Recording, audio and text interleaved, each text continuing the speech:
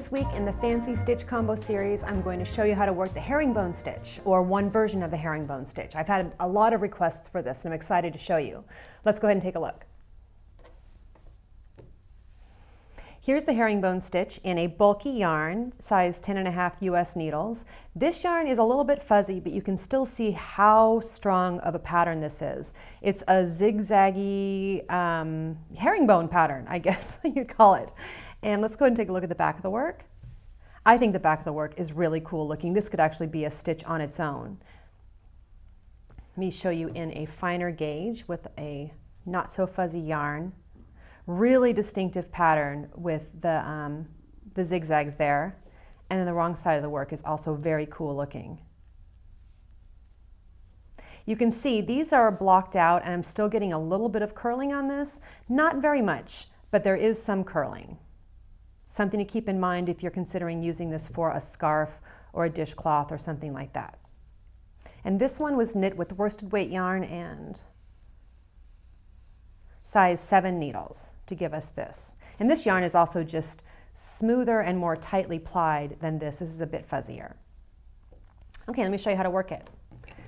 This is done by casting on a multiple of 3 plus 1. I'm going to use the long tail cast on, and I'm going to cast on 13. If you need a review of the long tail cast on, I'll give you a link right here. Okay, so the first row is a right side row. I'm going to knit 1,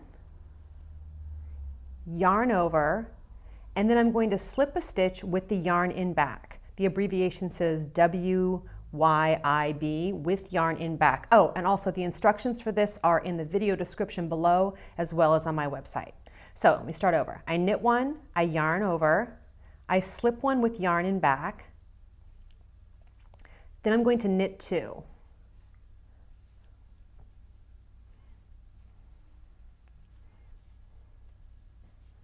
Now that one that I slipped is the third stitch in. I knit that one, I knit that one, I slipped that one.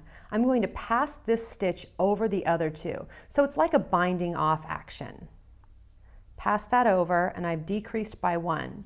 I increased with the yarn over and I decreased by 1 by slipping that stitch over.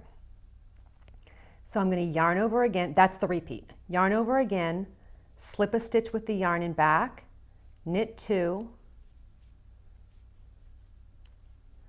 and then the third stitch in is the slip stitch. I'm going to pass that slip stitch over the other 2 stitches. Yarn over, slip 1, knit 2,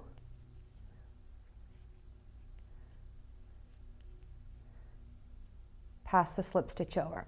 And just like when you're working a bind off, it's good to have some tension on the working yarn while you work this.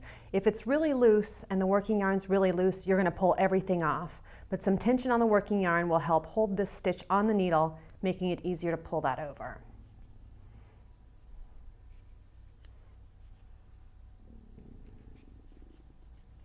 Whoops.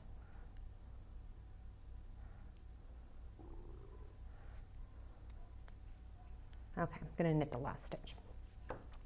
Then yarn 2, I want to show you how to work this because it's a little bit different in the way that the slip stitch is a little bit different. So I'm going to P1, purl 1, and I'm going to slip a stitch with yarn in front. So I keep the yarn here. Oops, I'm going to yarn over first. I'm sorry, I purled 1, I'm going to yarn over.